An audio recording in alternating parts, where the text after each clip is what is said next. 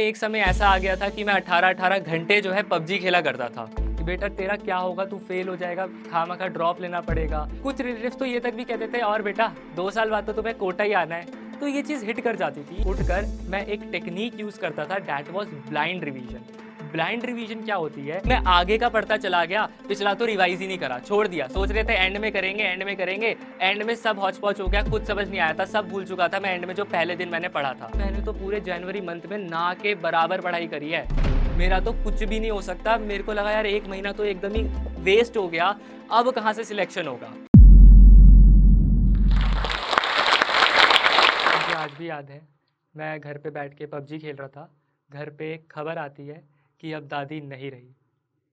पूरे घर पे सन्नाटा छाया हुआ था। और एक स्टूडेंट की लाइफ में बहुत सारी दिक्कतें आती है। मेरी लाइफ में भी आई।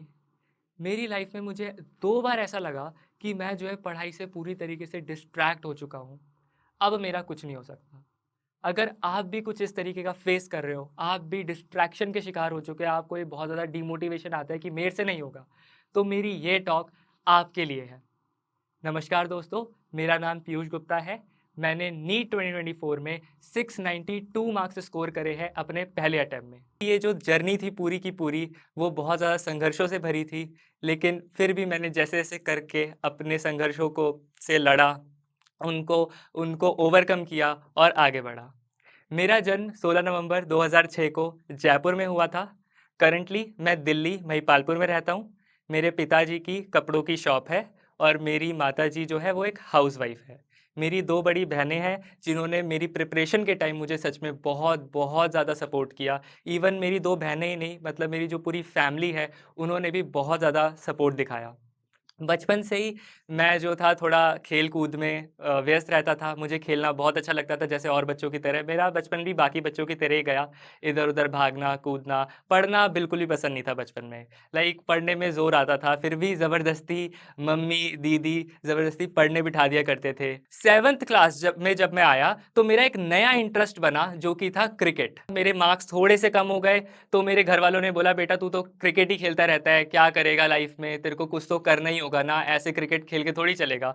तो वो भी अपनी जगह सही थे, तो धीरे-धीरे करके मेरा जो है क्रिकेट छूटने लगा। लेकिन फिर आई मेरी 9th क्लास, जो कि था 2020, लॉकडाउन का समय। उस समय सारे स्कूल्स बंद, सब कुछ बंद, कोरोना था, लॉकडाउन लग गया। हम सब घर में बैठे थे, ऑनलाइन का ज़माना था, फ़ोन सबके हाथ में थे। ऑनलाइन क्लास जो थी हम लिया करते थे।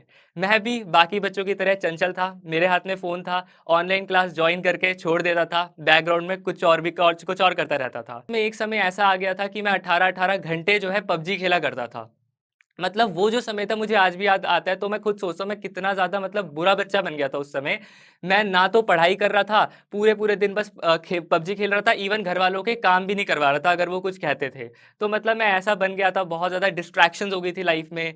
तो उसके बाद मेरा जो है 9th क्लास के मिड टर्म हुए, उसमें मेरी बहुत ही ज़्यादा कम परसेंटेज आई। घरवालों ने उसके अगले दिन ही मेरी ट्यूशन लगवा दी। ट्यूशन में जाके मेरे को दिखा, क्योंकि पहली बार बड़े लॉकडाउन के बाद घर से बाहर निकले, देखा अरे यहाँ तो बहुत सारे बच्चे हैं, कंपटीशन है, ये बच्चे मेरे से ज़्यादा नंबर स्कोर कर रहे हैं। तो कहीं न कहीं थोड़ा बहुत मैं पढ़ाई की तरफ हुआ, लेकिन वही था, स्टिल मेरा पबजी, इंस्टाग्राम ये सब कुछ नहीं छूटा। तो मैं थोड़ा-सा पढ़ने भी लगा, लेकिन दिन का ज़्यादा समय मैं इन्हीं सब में जो है पबजी वगैरह में व्यतीत करने लगा। 10th में आके बहुत लोगों ने समझाया कि बेटा बोर्ड है इस साल बहुत ज़्यादा सीरियस रहना पड़ेगा तेरे को। लेकिन फिर भी मैंने उन सबको नज़रअंदाज किया, मैंने बोला हाँ, देख लेंगे जैसा होता है, चलने दो, चलता है अपने को। लेकिन फिर जब मैं 10th में आया, पहला महीना गुज़रा पबजी, इंस्टाग्राम, यूट्यूब इन सब में। खुद का एक यूट्यूब चैनल भी खोल लिया गेमिंग का, ऐसे ही मज़े में। लेकिन फिर धीरे-धीरे करके जब मेरा मई का महीना आया, आज भी मुझे याद है, 13 मई का वो दिन था, घर पर बैठा था मैं, पबजी या इंस्टाग्राम ही ऐसा कुछ मैं चला रहा था। न्यूज़ आती है कि दादी की डेथ हो गई है। 2021 की बात है ये, उस समय लॉकडाउन लगा हुआ था। घर में माहौल पूरा ख़राब था, क्योंकि ना तो हम वहाँ जा सकते हैं लॉकडाउन की वजह से, और कुछ भी नहीं कर सकते हम, बस घर पे बैठे रह सकते हैं। वो पहली बार था मेरी पूरी लाइफ़ में कि एक डेड बॉडी को मैंने देखा था अपनी आँखों से, वीडियो कॉल के थ्रू। और एक जब पहली बार मैंने डेड बॉडी को देखा, तो बहुत सारी सेल्फ रियलाइज़ेशंस हुई कि यार लाइफ़ जो है बहुत ही ज़्यादा छोटी है। कभी भी ख़त्म हो सकती है, कुछ पता नहीं है इसका। मैंने अपने अंदर ही सोचा मैं क्या कर रहा हूँ ये? मतलब कभी भी किसी का कुछ नहीं पता। मेरे मन में आया कि यार आज तो मेरे पेरेंट्स हैं जो मेरे को बिठा के मतलब मेरे को सारी चीज़ें प्रोवाइड कर रहे हैं, लेकिन एक दिन ऐसा आएगा, ये सच्चाई है कि मुझे खुद ही करना पड़ेगा सब। उसके बाद फिर मैंने रगड़ के पढ़ना स्टार्ट किया। बहुत अच्छे से पढ़ा, अक्टूबर का महीना पढ़ा, नवंबर के एंड में जो है बोर्ड्स थे, तो उस समय थोड़ी बहुत एंग्ज़ायटी हुई लेकिन इतनी ज़्यादा नहीं थी, कंट्रोल करी। उसको थोड़ा बहुत पढ़ा, अगर कभी बहुत ज़्यादा ही मतलब हो जाता था कि यार अब पढ़ाई नहीं हो रही तो नेटफ्लिक्स देख लेते थे, बट उसका भी एक बैलेंस बना दिया था कि इतना ज़्यादा भी नहीं देखना। तो मेरे अंदर थोड़ा बहुत सेल्फ कंट्रोल जो है आ गया था। 10th के एंड आते-आते मुझे ये बात तो समझ आ गई थी कि मुझे जो है 11th में आके साइंस लेना है। लेकिन कन्फ्यूज़न ये था कि मैथ्स के साथ लूँ या बायो के साथ। मैं स्कूल गया, फॉर्म भरा, दोनों ही ले लिए कि भाई मैथ्स भी ले लेंगे, बायो भी ले लेंगे, दोनों चल जाएगा, क्योंकि मेरे को था कि अब जो होगा देख लेंगे, लेकिन पीसीएमबी स्ट्रीम मैंने ले ली। उस समय बहुत लोगों ने डराया कि भाई पीसीएमबी स्ट्रीम है, नहीं होता अच्छे-अच्छों से, फेल हो जाएगा, ये हो जाएगा। मैंने उन सबको नज़रअंदाज करा, अपनी प्रिपरेशन का सोचा। जब शुरुआत में मैंने ऑनलाइन पढ़ना शुरू किया था 11वीं में, तो बहुत सारे लोग ताने देते थे। स्कूल में भी कहते थे, "बेटा ऑनलाइन से कुछ नहीं होगा, इस कोचिंग में चले जा, इधर अच्छा है। बेटा तेरा क्या होगा, तू फेल हो जाएगा, खामखा ड्रॉप लेना पड़ेगा।" कुछ रिलेटिव्स तो ये तक भी कहते थे, "और बेटा 2 साल बाद तो तुम्हें कोटा ही आना है।" तो ये चीज़ हिट कर जाती थी। इवन पापा को भी कहते थे कि इसका कहीं करवा दो एडमिशन, ये क्या करेगा ऑनलाइन में, बिगड़ जाएगा, कुछ कर लेगा, कुछ भी नहीं हो पाएगा इसका ऐसे। तो ये चीज़ें हिट करती थी। तो धीरे-धीरे करके ना ये जो हिट करने वाली चीज़ें थी, ये मोटिवेशन बन गई कि यार अब इन लोगों को जवाब दे के दिखाना है। हमारे घर की फाइनेंशियल कंडीशन उस समय बहुत ख़राब थी। बिकॉज़ ऑफ लॉकडाउन बहुत ज़्यादा हिट हुआ था, लॉकडाउन की वजह से शॉप्स बंद थी, पापा की सेल्स महीने की ज़ीरो हो गई थी, तो बहुत ज़्यादा ही ख़राब था। तो उस समय इतना अफ़ोर्ड नहीं कर पा रहे थे कि हम एक बैच ले लें, पापा सिर्फ़ स्कूल की फ़ीस अफ़ोर्ड कर पा रहे थे, मेरे लिए उतना ही काफ़ी था। मैंने सोचा क्यों पापा पे इतना ज़्यादा बोझ डालना, तो मैंने जैसे-जैसे करके ऑनलाइन से पढ़ना स्टार्ट किया, धीरे-धीरे करके थोड़ा बहुत पढ़ा, उसके बाद ऐसी कंडीशन आई, फ़ोन ही चोरी हो गया। फ़ोन चोरी होने के बाद थोड़ा-सा बुरा लगा, लेकिन फिर भी मैंने फिर टीवी में से, जो पहले मेरे पास टीवी था घर पर, उससे ऑनलाइन यूट्यूब पे लेक्चर्स देखने शुरू करे दोबारा से। उसके कुछ महीनों बाद जब लेक्चर्स लेता गया था, उसके बाद मेरी दीदी ने मेरा हार्ड वर्क देखा। इनको लगा कि हाँ, ये बच्चा कर सकता है, मेरा भाई कर सकता है। वो ट्यूशन्स पढ़ाया करते थे। उन्होंने अपनी ट्यूशन्स की जो फ़ीस थी, उससे मेरे को एक नया फ़ोन गिफ्ट करा। मुझे बहुत अच्छा लगा कि मेरी दीदी ने एक फ़ोन गिफ्ट किया। मैंने सोचा अब पढ़ना ही है। मैंने जैसे-जैसे करके 11th का जो आगे का पोर्शन था, वो ख़त्म किया, फिर मैं 12th में आ गया। 12th में आके शुरू से मैंने, उस समय कंडीशंस थोड़ी ठीक हो गई थी, तो पापा ने स्टार्टिंग से एक बैच लिया। उसके बाद जब मैंने बैच लेके पढ़ना स्टार्ट किया, 8 महीनों में सिलेबस ख़त्म करा क्लास 12th का। उसके बाद मेरे पास कुछ महीने बचे थे नीट तक कि मैं अपना दोबारा से जो है 11th पढ़ सकूँ। तो मैंने ऑनलाइन से दोबारा से 11th के लेक्चर्स टाइम निकाल के करता रहा। उस समय 12th क्लास को मैं सिर्फ़ शॉर्ट नोट्स के थ्रू रिवाइज़ करता था, जो कि मैंने अपने क्लास 12th में बनाए थे। मेरा स्कूल था 7 बजे का, तो मैं 5 बजे उठ जाया करता था। 1 घंटा निकालता था मैं अपने नोट्स की रिवीजन के लिए। उसके बाद जब मैं स्कूल जाता था, इवन रास्ते पर चलते-चलते मैं स्कूल मतलब अपने हाथ में नोट्स की कॉपी ले जाया करता था। रास्ते पर चलते-चलते उसको पढ़ता था। एक बस में स्कूल जाता था, डीटीसी बस में, उसमें बैठ के मैं वो नोट्स को रिवाइज़ किया करता था। और जब मैं स्कूल जाता था, तो स्कूल जाके जब बेल होती है, तो उसके पहले भी कुछ टाइम होता है, जब आप पढ़ सकते हो क्लास में बैठ के, जब बहुत सारे बच्चे बाहर घूम रहे होते हैं।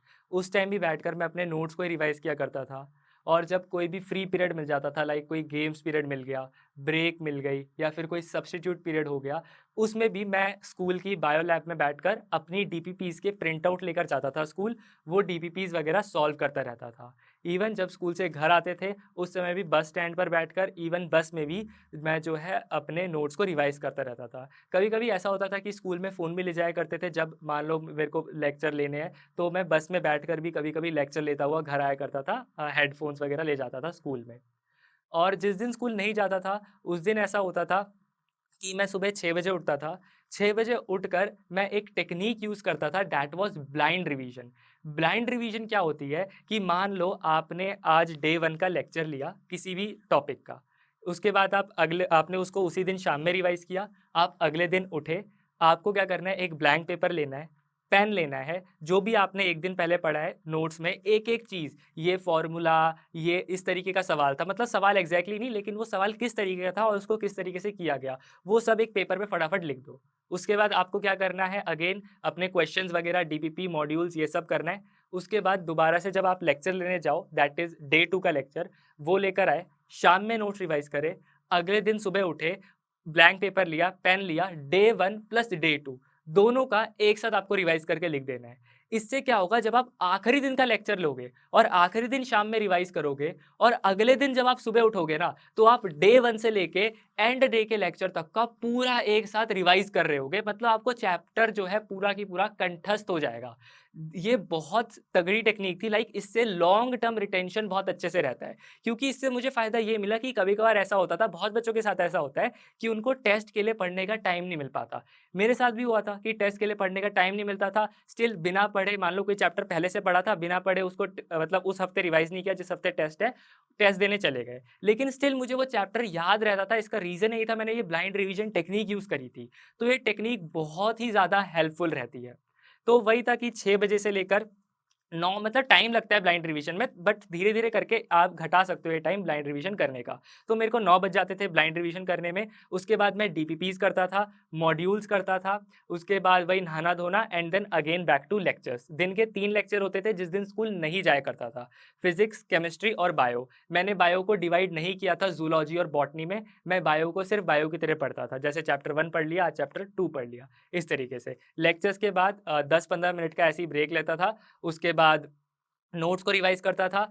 अब ऐसा था कि जो डिनर होता था मेरा, इवन जो ब्रेकफ़ास्ट होता था और लंच होता था, पढ़ते-पढ़ते ही होता था। लाइक ब्रेकफ़ास्ट ब्लाइंड रिवीजन करते-करते, और जो लंच होता था वो लेक्चर लेते-लेते, जो डिनर होता था वो शाम के नोट्स रिवाइज़ करते-करते। तो पूरी तरीके से मैंने अपने आप को पढ़ाई की तरफ ही पुश कर दिया था। और नोट्स रिवाइज़ करने के बाद क्लास में जो टीचर ने सवाल करवाए हैं, उनको दोबारा से करना, और उसके बाद शाम में कुछ टाइम बचता था, तो उसमें एनसीईआरटी वगैरह की रीडिंग्स कर लेता था। और ऑब्वियसली नीट के लिए एनसीईआरटी बहुत ज़्यादा ज़रूरी होती है, स्पेशली बायोलॉजी जैसे सब्जेक्ट के लिए, जहाँ पे पेपर जो है 99.99% जो है एनसीईआरटी बेस्ड ही आता है।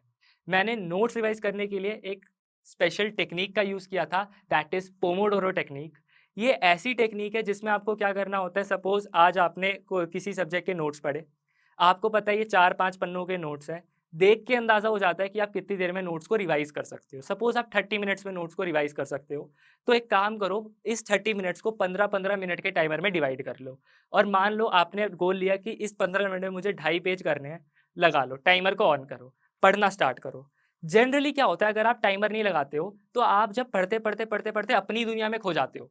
उसके बाद फिर आपको एक कॉल रिकॉल आता है, अरे, अरे! मैं तो पढ़ रहा था, चलो-चलो दोबारा से पढ़ना स्टार्ट करते हैं। लेकिन जब टाइमर ऑन होगा ना, और आप जभी भी अपनी दुनिया में खोने की कोशिश करोगे, बैक ऑफ द माइंड आवाज़ आएगी कि भाई टाइमर चल रहा है। उससे क्या होगा, फ़ोकस बहुत ज़्यादा रहेगा। स्टार्टिंग में इस चीज़ को करने में थोड़ी दिक्कत आती है, लेकिन समय के साथ इतनी ज़्यादा प्रोडक्टिविटी बढ़ जाती है इस टेक्नीक से कि लाइक मेरे साथ ऐसा था कि पहले 50 मिनट लगते थे नोट्स रिवाइज़ करने में, कभी-कभार 1 घंटा लग जाता था किसी पर्टिकुलर सब्जेक्ट के नोट्स रिवाइज़ करने में।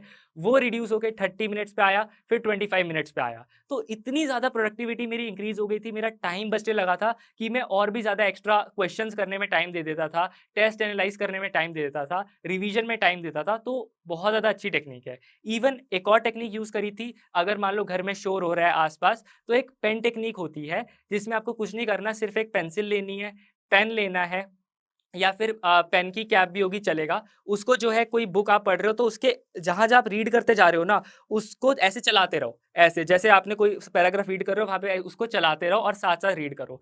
जब तक पेंसिल चलेगी, आपका जो पूरा की पूरा ध्यान है, वो आपका इधर ही रहेगा। जहाँ पर भी पेंसिल या पेन आपका रुका, आपका ध्यान बढ़ जाएगा। तो इससे क्या होगा, आपका जो फ़ोकस होगा ना, पूरी तरीके से इधर आ जाएगा। आपको फ़र्क ही नहीं पड़ेगा कि आस-पास फिर चल क्या रहा है। तो ये बहुत अच्छी टेक्निक्स थी जो मैंने यूज़ करी थी अपनी प्रिपरेशन के टाइम पे। फिज़िक्स वाला के प्लेटफ़ॉर्म पे जाके मुझे मिले एमआर सर, मनीष राज सर, फिज़िक्स पढ़ाने के लिए। उनसे पढ़ने से पहले इट इज़ ट्रुथ कि मेरे से जो है सवाल जल्दी से नहीं बनते थे फिज़िक्स के। बहुत ज़्यादा मुश्किलें आती थी फिज़िक्स के सवालों को बनाने के लिए, फिज़िक्स बहुत ज़्यादा टफ़ लगती थी। लेकिन जब मैंने पहली बार उनका लेक्चर देखा, पहला लेक्चर आज भी याद है, centre of mass and rotation का देखा था, मतलब मैं फ़ैन हो गया सर का। सर ने पहली लेक्चर में एक एमआर स्टार बताया, वो देखकर मज़ा आ गया। मुझे लगा इस तरीके से भी कोई फिज़िक्स पढ़ा सकता है क्या? अब इन्हीं से पढ़ेंगे। मुझे समझ आ गया था कि मैंने 11वीं में कितनी बड़ी गलतियाँ करी है, जिसमें से सबसे पहली गलती थी कि मैं आगे का पढ़ता चला गया, पिछला तो रिवाइज़ ही नहीं करा, छोड़ दिया। सोच रहे थे एंड में करेंगे, एंड में करेंगे, एंड में सब हौच-पौच हो गया, कुछ समझ नहीं आया था, सब भूल चुका था मैं एंड में जो पहले दिन मैंने पढ़ा था। तो सबसे पहली गलती ये थी। दूसरी गलती थी कि मैंने टेस्ट ही नहीं दिए। क्यों टेस्ट नहीं दिए? क्योंकि बहुत ज़्यादा डर लगता था कि यार नंबर कम आ जाएँगे, डीमोटिवेशन हो जाएगा, मैं तो फिर आगे कर ही नहीं पाऊँगा। इस डर से मैंने टेस्ट भी नहीं दिए। तो ये 2 गलतियाँ थी, और भी बहुत सारी गलतियाँ थी कि मैं दोस्ती यारी में चला गया था ये सब। तो मैंने ये गलतियाँ एक जगह पेपर पे लिखी, एमआर सर को सेंड करी और ठान लिया कि यार इस साल ये गलतियाँ नहीं करनी। धीरे-धीरे करके मैंने पढ़ाई करना स्टार्ट किया। It was the month of July कि मैंने जो है पहली बार ऑर्गेनिक पढ़ा। ऑर्गेनिक में मेरे को डर लग रहा था कि यार कैसे होगा, 11th का तो पूरा ही खराब है। लेकिन उस समय एक अच्छे टीचर मिले मुझे, अमित महाजन सर।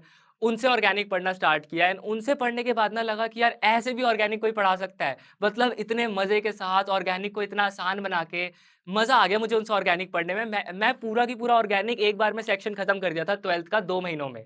और क्योंकि मैंने खजाना से पढ़ाई करी थी, तो मेरा जो है सिलेबस थोड़ा जल्दी हो गया था अक्टूबर के महीने में, जिसके बाद मेरे पास खूब समय बचा था अगले नीट तक। तो यहाँ पे मैंने प्लान किया, एक काम करते हैं, क्लास 11th को अब रिवाइज करना शुरू करते हैं। तो मैंने यहाँ से क्लास 11th के दोबारा से जो चैप्टर्स मैंने नहीं करे थे, पूरे लेक्चर्स देखे एक-एक करके।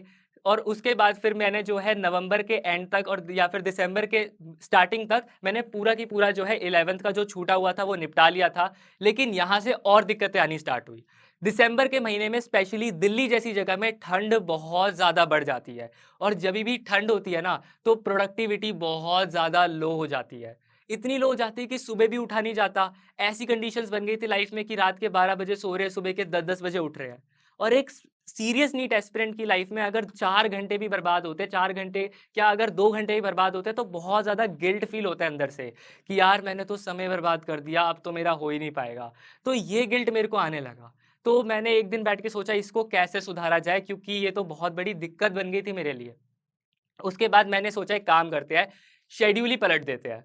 मैंने सोचा देखो सुबह उठने में दिक्कत हो रही है, कोई बात नहीं, रात भर जाग के पढ़ सकते हैं, दिन में सो जाएँगे। वही मैंने किया। मैं सुबह के 6 बजे तक पढ़ता था, 6 बजे सोता था और दोपहर में 12-1 बजे तक उठ के फिर से पूरा दिन पढ़ाई करता था। जितना मैक्सिमम टाइम हो पाता था घर का, मैं उसको पढ़ाई में देता था, क्योंकि मुझे पता था कि यार इस बार करना है तो करना है, ये दिमाग में पागलपना छा चुका था।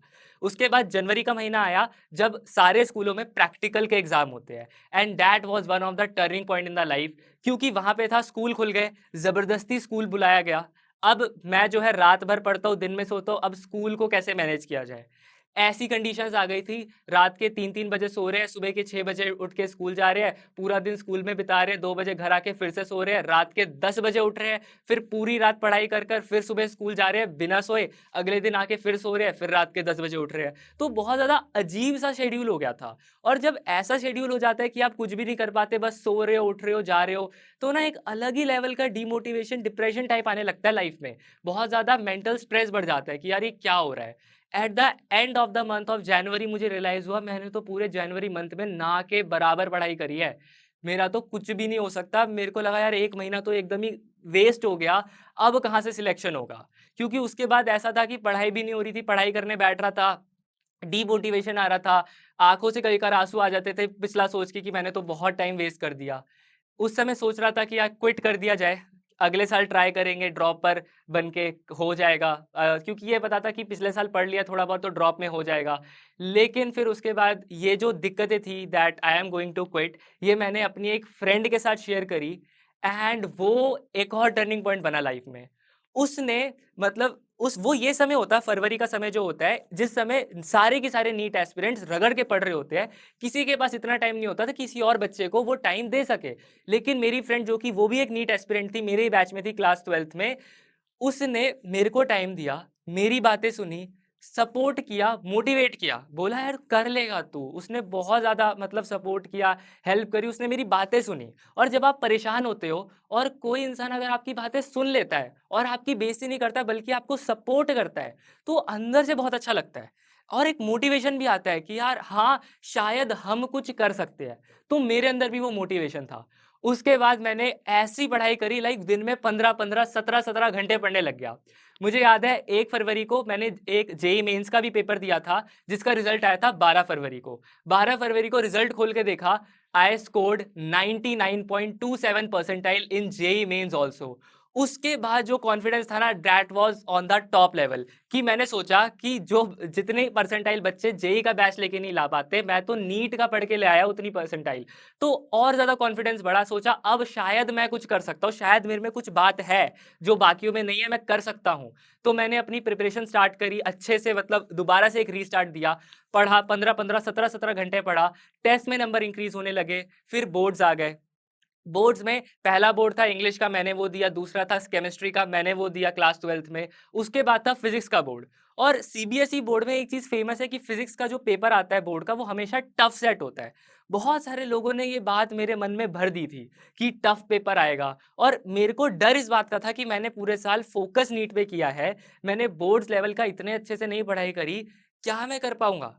ये डर अंदर ही अंदर बैठ गया था। जब मैं बोर्ड्स की प्रिपरेशन कर रहा था, तो कुछ समझ नहीं आ रहा था कि कहाँ से क्या किया जाए, कहाँ से डेरिवेशन करी जाए, कहाँ से न्यूमेरिकल प्रैक्टिस करूँ, कुछ समझ नहीं आ रहा था। वो भी एक तरीके से ना एंजाइटी की तरफ मेरे को लेकर गया। उस समय मेरे मन में बहुत ज़्यादा डर आया कि यार अब क्या होगा, फिजिक्स में फेल ना हो जाऊँ, बस इतना था मेरे को। क्योंकि आई नो मैंने नीट के लिए पढ़ रखा था, लेकिन स्टिल बोर्ड में कुछ सवाल ऐसे आते हैं जिनके लिए आपको एनसीईआरटी जैसी चीज़ या बोर्ड्स के लिए पढ़ाई करनी पड़ती है। उसके बाद फिर भी जैसे-जैसे पेपर पास आया, थोड़ा बहुत डर लग रहा था। इवन पेपर के 1 दिन पहले आज भी याद है कि I was thinking of taking a drop. सोच रहा था कि अगर अगर कल नहीं हुआ, कल पेपर खराब हो जाता है, ड्रॉप लेंगे, ऐसे-ऐसे पढ़ लेंगे, अगले साल तो हो ही जाएगा। लेकिन फिर भी 5th मई को थोड़ा बहुत मैंने जो है कॉन्फिडेंस लाया अपने अंदर, अपने आप को सँभाला, जाके पेपर दिया, एंड आफ्टर द पेपर मैं थोड़ा चिल हो गया। लाइक अंदर से फीलिंग थी, हाँ, पेपर ठीक गया है, लेकिन फिर भी आंसर की मिलाने में डर लग रहा था, क्योंकि था कि अगर बेकार गया होगा फिर क्या होगा, मेरा तो मूड ही खराब हो जाएगा पेपर के बाद। लेकिन फिर भी रात में 12 बजे बैठ के आंसर की मिलाई, मैंने देखा मार्क्स बन रहे 692। आई वाज सो हैप्पी, मतलब एक ऐसा इंसान जो कभी एक टाइम पे सोच रहा था कि यार आई शुड क्विट, उस इंसान के पहले अटेम्प्ट में इतनी बुरी कंडीशंस फेस करने के बाद भी 692 आते हैं। मैं बहुत ज़्यादा खुश था, मैं उछल रहा था रात के 12 बजे, बालकनी में जाके इधर-उधर कूद रहा था। I was so happy. उसके बाद मेरे बोर्ड्स का रिजल्ट आया। I scored in 12th boards 96.6 percentage, और फिजिक्स जिससे सबसे ज़्यादा डर लग रहा था, उसमें 98 नंबर आए 100 में से। आज मुझे लगता है कि मेरी दादी जी जहाँ पर भी हैं, मुझे इस स्टेज पर देखकर उनको सच में बहुत अच्छा लग रहा होगा। उनको भी लग रहा होगा कि मैंने सच में अपनी लाइफ में कुछ ना कुछ तो अचीव किया है, जो मैं इतने बड़े मंच में आके आज खड़ा हूँ। अंत में मैं अपने 11वीं और जो 12वीं के बच्चे हैं, जो और ड्रॉपर्स भी हैं, जो प्रिपरेशन कर रहे हैं, उनसे एक ही बात कहना चाहूँगा। आपकी लाइफ में बहुत लोग आएँगे जो आपको बोलेंगे नहीं होगा तेरे से, आपको पीछे खींचेंगे, इवन आपके साथ कुछ ना कुछ ऐसा करेंगे कि आप जो है अपनी प्रिपरेशन से पूरी तरीके से भटक जाओ। लेकिन आपको नहीं भटकना। कुछ भी हो जाए, लोग कुछ भी कह रहे हैं, सुनो ही मत। पूरी तरीके से सिर्फ अपने ऊपर फोकस करो। अगर आप अपने कर्म पर फोकस करोगे और रिजल्ट की नहीं सोचोगे, तो आपका कर्म बहुत अच्छा होगा। रिजल्ट का डर हमेशा तभी सताता है जब आप अपने कर्म पर फोकस नहीं करते। तो आपका जो फोकस रहना चाहिए वो सिर्फ और सिर्फ आपके कर्म पर रहना चाहिए, रिजल्ट पर नहीं रहना चाहिए। मैं जोश टॉक्स नीट को बहुत बहुत धन्यवाद करना चाहूँगा कि उनकी वजह से उन्होंने मुझे एक मौका दिया कि मैं इतने बड़े स्टेज पे आके आप लोगों तक अपनी एक कहानी पहुंचा सकूं। Thank you so much. Hello aspirants, हम में से बहुतों का सपना है नीट एग्जाम क्लियर करके देश के टॉप मोस्ट मेडिकल कॉलेज में एडमिशन लेना और डॉक्टर बनना। लेकिन ये जर्नी बहुत मुश्किल है और हो सकता है कि हमारे मन में ये 2 क्वेश्चंस हैं। तो पहला सवाल कि हम कोचिंग कहाँ से लें, और दूसरा सवाल कि अगर हम किसी कोचिंग में एडमिशन लें तो हमारी फीस पर हमारी कुछ बचत हो पाए। और इसलिए बहुत नीट एस्पिरेंट्स ने जोश से रिक्वेस्ट किया कि क्या जोश टॉक्स एस्पिरेंट्स को हेल्प कर सकता है उनकी इस जर्नी में। तो एक कोचिंग और मान गई है, मोशन क्लासेस। वैसे ये नाम तो आपने पहले सुना ही होगा, क्योंकि एनवी सर को किसी इंट्रोडक्शन की जरूरत है ही नहीं। तो मोशन क्लासेस अब हमें कांटेक्ट करेंगी और हमारे क्वेश्चंस को आंसर करने में हेल्प करेंगी। हम घर बैठे मोशन से अपने सारे डाउट्स पूछ सकते हैं, और हाँ, हम यहाँ एडमिशन भी ले सकते हैं। ये बहुत वैल्यूएबल हेल्प होगी उन सारे ही एस्पिरेंट्स के लिए जिन्हें काफी डाउट है कि कौन से कोर्स में एडमिशंस लेकर मेरी नीट की जर्नी को आसान बनाया जा सके। तो अगर आप नीट के लिए कोचिंग लेने में इंटरेस्टेड हैं, तो नीचे एक फॉर्म दिया गया है जहां हम अपना नाम और नंबर शेयर कर सकते हैं और जोश टॉक्स आपका कॉन्टैक्ट नंबर इंस्टीट्यूट के साथ शेयर करेगा। तो कोचिंग अब आपको खुद कॉन्टैक्ट करेंगी और जोश टॉक्स ये भी कोशिश करेगा कि दूसरे इंस्टीट्यूट्स भी हमें रीच आउट करें और अपने कोर्सेज की सारी डिटेल्स और एडमिशन लेने पर कुछ डिस्काउंट हमें दे पाएं। तो अब जोश के स्टूडेंट्स घर बैठे फोन पर गाइडेंस और इंफॉर्मेशन ले सकते हैं और एडमिशन भी। Best of luck to all aspirants. जोश हमेशा हमारे साथ खड़ा है। जय हिंद।